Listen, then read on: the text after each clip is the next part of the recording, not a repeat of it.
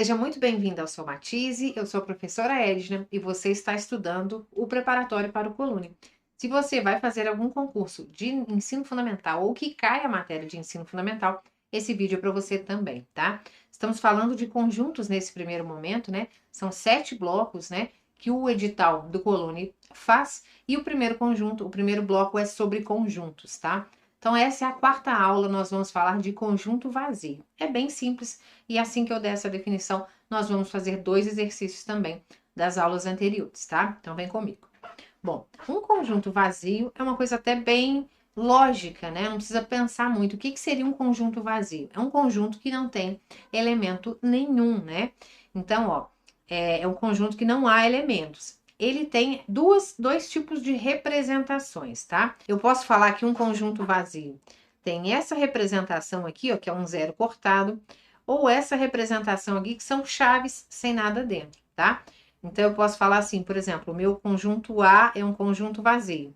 Então, ó, uma maneira de representar esse A é dessa maneira. Ou eu posso falar que o meu conjunto A, ele é dessa forma aqui, ó, com as chaves vazias. Agora, o que fica errado fazer e que cai muito em prova em forma de pegadinha? Eles representam as duas formas juntas. Eles fazem assim, ó.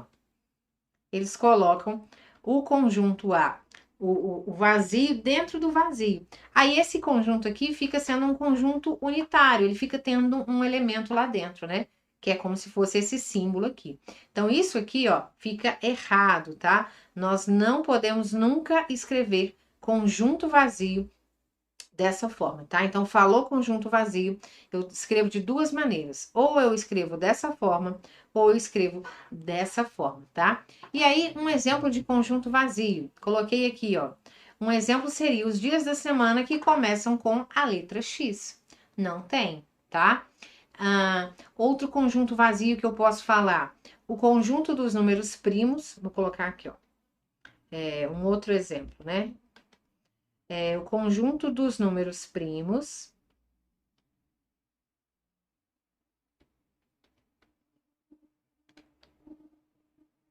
e pares maiores que 2. Então, ó, se eu falar que o conjunto dos números primos e pares maiores que 2, isso aqui é um conjunto vazio. Por quê? Os números primos, 2, 3, 5, 7, eles são. O único número primo que é par é o número 2, depois são só números ímpares, né? Lembrando que números primos são números que têm apenas 2 divisores, o número 1 e ele mesmo. Então, o conjunto dos números primos que são pares e maiores que 2 é um conjunto vazio. Por quê? O único número primo que é par seria o número 2, tá? Então, esse aqui seria um outro exemplo de conjunto vazio, tá? Bom, e na aula passada, nós falamos de pertencer e estar incluso, né? De pertencer, que é um elemento pertence ao conjunto, e está incluso é um conjunto está incluso dentro de outro conjunto. Então, vamos fazer um exercício para entender melhor isso? Bom, o primeiro exercício aí, ó. Dados os conjuntos A com os elementos 1 e 2, B com os elementos 1, 2, 3, 4 e 5, C com os elementos 3, 4 e 5, D com os elementos 0, 1, 2, 3, 4 e 5, assinale a alternativa correta. Então, vocês podem perceber que tem vários elementos aí incomuns, né, dos conjuntos. Então, qual alternativa está incorreta? Cuidado com esse termo, hein? Incorreta. Bom, letra A está falando A está contido em B, né? Em símbolos, ó, A está contido em B. Se isso tiver certo, significa que todos os elementos que estão em A estão dentro do conjunto B. Vamos conferir? Ó, o número 1 está em A e está em B. Ok. O número 2 está em A e está em B. Ok. Ou seja, todos os elementos do A estão em B. Então, está correta a letra A. Vou mudando de cor aqui para ficar mais fácil. A letra B. B é subconjunto de D. Então, é a mesma coisa. Ó. B é subconjunto de D. Ou seja, o B está contido em D. Mesma coisa. Todos os elementos de B estão dentro do conjunto D. Vamos conferir. O número 1 está dentro do B. E o D também tem ele. O número 2 está dentro do B e o D também tem ele. Número 3 também tem em comum. Número 4 também. Número 5 também. Então tá certo, todo mundo que está dentro do B está dentro do D. Então a letra B está correta. Vamos para a letra C. A letra C está falando C não está contido em A. Então, ó, C não está contido em A. Ou seja, os elementos do C não estão todos dentro do A. Vamos conferir? Ó, já tá certo só de olhar, porque o C tem 3 elementos e o A tem 2. Então, não tem como 3 elementos estar contido dentro de um conjunto que só tem 2. E mais ainda, os números nem são os mesmos, né? Ó, o C é 3, 4 e 5, o A é 1 e 2. Então, realmente, o C não está dentro do A. Então, a C está correta. Vamos ver agora a letra D. A letra D está falando A é subconjunto de D. A é subconjunto de D, ou seja, está contido em D. Então, ó, o conjunto A está dentro do conjunto D? Ó, está, porque os elementos 1 e 2 que estão dentro do conjunto A estão dentro do conjunto D. Então, todos os elementos de A estão dentro do D. Então, A é subconjunto de D. Então, está certa.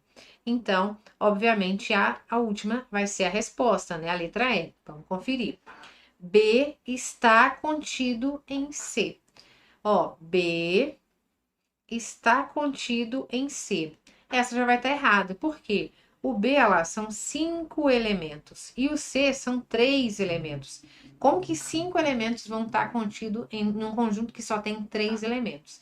Então, todos os números de B estão dentro do C? Não, falta quem? Ó, o 1 e o 2. Então, o B está contido em C? Não, o contrário seria certo. O C está contido em B, mas o B não está contido em C. Então, a alternativa incorreta é a letra E. E aí, sabia fazer essa? Vamos ver a segunda, hein? Segunda questão. Dados os conjuntos A, B e C, cujos termos possuem as seguintes características. Conjunto A, conjunto dos números pares. Conjunto B, conjunto dos números ímpares. Conjunto C, conjunto dos múltiplos de 4. Então, vamos colocar alguns elementos aqui, porque são infinitos elementos, né? Tem que ficar claro isso. Mas, ó, conjunto dos números pares, 0, 2, 4, 6, 8, 10, 12 e assim por diante, né? Conjunto B, conjunto dos números ímpares. Então, eu já teria 1, 3, 5, 7, 9, 11, 13 e assim por diante. E conjunto C, conjunto dos múltiplos de 4. Múltiplos de 4, 4 vezes 0, 4 vezes 1, 4 vezes 2, 4 vezes 3 e assim por diante. Então, já escrevi alguns elementos do meu conjunto e aí é até bom para a gente entender essa ideia de conjuntos que são infinitos, né? A gente coloca essas reticências. Bom, julgue as afirmativas a seguir. Primeiro, A está contido em C, ou seja, todos os elementos do conjunto A estão dentro do conjunto C. E aí? De cara já dá para ver que essa é errada, né? O número 2, o número 6, o número 10, ah lá, não está dentro do C. Então, ó, A está contido em C. Errado, porque tem elementos de A que não estão dentro do conjunto C. Então, essa daqui, ó, errado. A2. C está contido em A. Aí agora é diferente. C está contido em A. Todos os elementos do C estão dentro do conjunto A? Aí sim, porque todos os múltiplos de 4 são números pares, né? Então, essa já está certa, tá? E a terceira. A interseção entre A e B é igual ao conjunto vazio, né? Que nós falamos isso hoje. Interseção eu vou explicar melhor na outra aula, mas basicamente dá para explicar aqui também. Interseção é falar o que tem de comum. Então, por exemplo, a interseção de A e C né? O número 4 é comum, o número 0 é comum, o número 8. Então, interseção são os elementos que repetem, tá? Os elementos que têm em comum.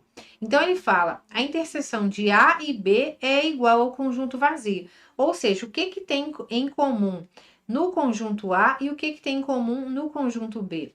Nada, né? Porque o conjunto dos pares são alguns números, o conjunto dos ímpares são outros números completamente diferentes, né? Então, essa interseção é igual ao conjunto vazio. Está correto, ou seja, não tem elementos em comum. Então, está correta. A2 e A3, né? Só está errada a número 1. Então, ele ainda coloca, né? Somente a 1 e a 2 são verdadeiras? Não, porque a 1 está errada. Somente a 2 e a 3 são verdadeiras? Exatamente. Só conferindo o resto. Ó. Somente a 1 e a 3? Não, porque a 1 está errada. Somente a 1 é verdadeira? Não. Todas são verdadeiras? Não. Então, a alternativa seria a letra B. Então, essas foram as duas questões de hoje e mais a ideia do conjunto vazio. Eu espero que vocês tenham gostado muito desse vídeo. Vocês não podem perder a continuação dessa matéria no próximo vídeo. Sempre às terças e quintas, às 18h30, a matéria do Colune. Combinado? Um super beijo para vocês e deixa o like aí, pessoal.